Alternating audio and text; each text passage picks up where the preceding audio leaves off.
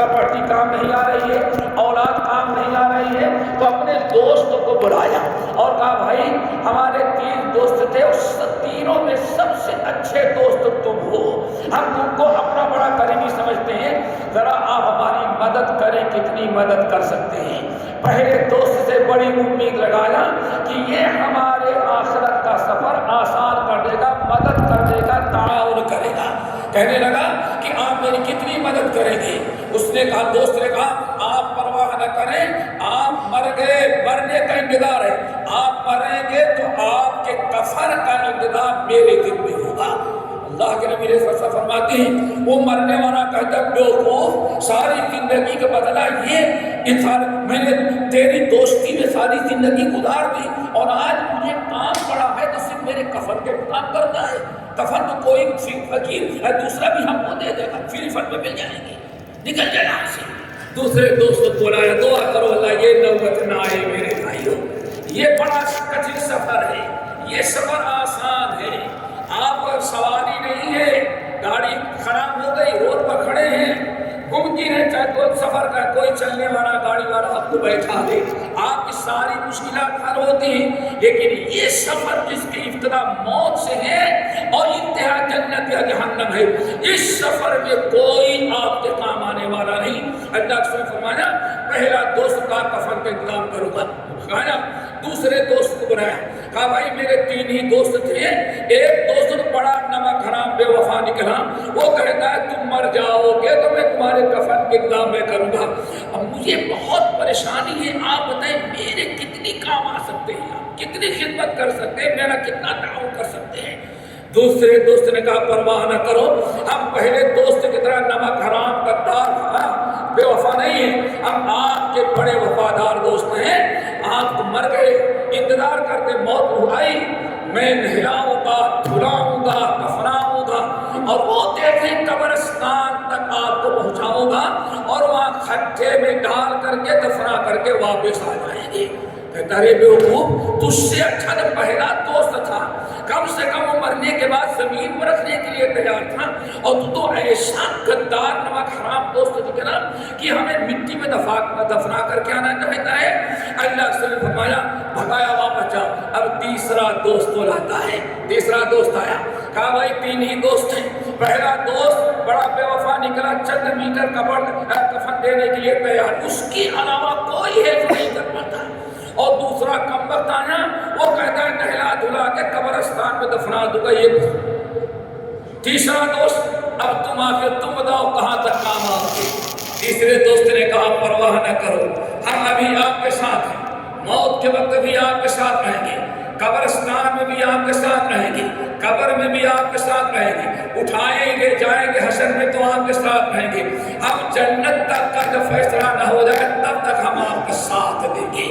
اللہ کے رسول نے فرمایا یہ مثال ہے آدمی کی زندگی کی، پہلا دوست جو کفن دے رہا تھا زندگی بھر کا کمایا ہوا مال تھا، انسان نے جو کھایا، جو پہنا ختم ہو گیا، آنکھ بند ہونے کے بعد جس کے لیے آپ گئے ساری زندگی محنت کرتے رہتے ہیں، آپ کو کچھ نہ دیا، وہ دیا تو کیا دیا؟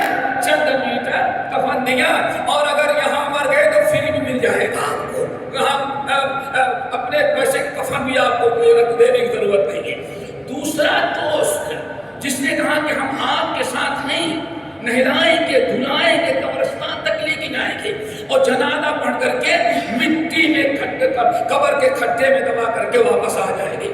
اللہ سن فرمایا یہ اس کی اولاد ہے، اولاد جس کے لیے ساری زندگی آپ کر دیں، دنیا کے سفر میں تو ساتھ دے سکتی ہے، لیکن آخرت کے سفر میں یہ دو اولاد بھی کام نہیں آتی۔ اولاد گئی، آنسو بہائی، قبرستان میں دفنا کر کے واپس آ گئی، بس ختم۔ اب اس کو فکر، آپ کی فکر نہیں ہے، اس کو فکر ہے جائیداد پراپرٹی تقسیم کرنے اور کتنی بے ایمانی سے پہلے کے سب کر لے تاکہ دوسروں کو پتہ نہ چل سکے، یہ اولاد ہے۔ اللہ رسول نے فرمایا یہ تمہاری وہ دوست ہیں جن کے لیے تم ساری زندگی اپنی برباد کر ڈالتے ہو۔ آخری دوست جو ہے جس نے کہا پرواہ نہ کریں، ہم آپ کے ساتھ ابھی ہیں، موت کے وقت رہیں گے، قبر میں جائیں گے، سوال جواب ہوگا وہاں رہیں گے، اٹھیں گے حشر میں رہیں گی، جب تک جنت میں نہ پہنچا دے ہم آپ کا ساتھ نہیں چھوڑیں گے۔ اللہ تعالیٰ یہ انسان کے نیک اعمال ہیں۔ دیکھیے کوئی دوست اس سفر میں کام آنے والا نہیں، آیا کام تو کون آیا؟ آپ کا عمل آیا۔ مال زندگی بھر کا مال، چند میٹر کفن تک بس، اولاد جس کے لیے ساری قربانیاں ہم نے تیرات دن کیا، وہ صرف قبرستان تک گئی۔ اب آخر میں ہزاروں سال قبر میں رہی، نہ مال کام آ رہا ہے نہ اولاد کام آ رہی ہے، آپ کے اعمال کام آ رہے ہیں۔ اللہ صلی اللہ علیہ وسلم یہ تیسرا دوست ہے جو انسان کو آخر تک پہنچایا کرتا ہے۔ تو میرے بھائیوں بتا رہا تھا کہ دنیا کے سفر میں تو کوئی مشکل آتی ہے اس کا حل موجود ہے، کوئی نہ کوئی ساتھ دے دیتا ہے۔ آپ کھانا بھول گئے ہیں، ہوٹل میں مل جائے گا، کھانا نہیں پیسہ نہیں ہے، بازو میں کھانے والا کوئی بڑا کر کھلا دے گا، بھائی میرے ساتھ کھا لے۔ لیکن یہ آخرت کا سفر جو ہے دوستو، وہاں کو ولا یسأل حمیم حمیما یبشرونہم، آنے اپنے آنکھوں سے دیکھتا ہوگا کہ میرا باپ ہے، میری ماں ہے، میرے بیٹا ہے، میری بہن ہے، عذاب میں جانا، یبشرونہم، اپنی آنکھوں سے دیکھتے ہوگے لیکن مدد کرنے کی طاقت و استطاعت نہیں ہوگی۔ کہ بڑا بڑی فی بڑا کھولنا۔ میرے بھائیوں انسان کو چاہیے کہ اس سفر کی تیاری کرے، اور اس سفر میں سب سے بڑا عمل جو آپ کے کام آتا ہے دوستو کیا ہے؟ وہ تقوی۔ وَتَزَوَّدُوا، توشہ تیار کر لو۔ وَفَإِنَّ خَيْرَ الزَّادِ التَّقْوَىٰ، سب سے بہترین توشہ کیا ہے؟ تقوی اللہ ہے۔ وَاتَّقُونِ يَا أُولِي الْأَلْبَابِ، میرے بندوں عقل مندوں زندہ ہو، جتنا ڈر سکتے ہو خوف کر لو۔ اور یہی تقوی ہمارے اندر کیسے آ جائے، اسی کے لیے اللہ نے ماہ رمضان کا روزہ فرض قرار دیا۔ یا ایھا الذین آمنوا کتب علیکم الصیام کما کتب علی الذین من قبلکم لعلکم تتقون۔ میرے بھائی ہمارے اندر تقوی کیسے آ جائے، اسی تقوی کو پیدا کرنے کے لیے رب نے ہمارے اوپر ماہ رمضان کا روزہ فرض قرار دیا۔ اے ایمان والو، ہم نے تم پر روزہ فرض قرار دیا ہے، مقصد صرف یہ ہے تم روزے کی برکت سے تمہارے اندر تقوی آ جائے، اور جب تقوی آ گیا ہم متقین بن گئے، اور متقین بن گئے ان المتقین فی ظلال وعیون وفواکہ مما یشتہون کلوا واشربوا ہنیئا بما کنتم تعملون انا کذالک نجزی المحسنین۔ متقین جنتوں میں ہوں گے، ہاں سائے میں ہوں گے، بڑی بڑی نہریں بہتی ہوں گی، بڑے مزے میں ہوں گے۔ اللہ اکبر۔ تو میرے بھائیوں تقوی ہمارے اندر آنا چاہیے، اور تقوی کس کو کہتے ہیں؟ تقوی اصل میں دوستو یہ ہے کہ ہمارے دل میں اللہ تعالیٰ کا اتنا ڈر، اتنا خوف، عذاب قبر عذاب نار کا اتنا خوف ہو کہ ہمیں اپنے آپ کو عذاب قبر سے بچانے کی فکر پیدا ہو جائے۔ اسی چیز کا نام کیا ہے؟ تقوی ہے۔ کیوں؟ انسان جس چیز سے خطرہ محسوس کرتا ہے اس سے بچنے کی فکر کرتا ہے، کوشش کرتا ہے۔ اگر معلوم ہے گاڑیاں بڑی اسپیڈ سے آ رہی ہیں تو انسان جلدی روڈ کراس نہیں کرتا، انتظار کرتا ہے، کیوں؟ کہیں ایسا نہ ہو گاڑی ہمیں دبا کر کے چلی جائے۔ اب یہی جو آپ بچتے ہیں اپنے آپ کو، جس چیز کے ذریعے آپ اپنے آپ کو نقصان و خسارے سے بچاتے ہیں، اسی چیز کے نام دوستو تقوی ہے۔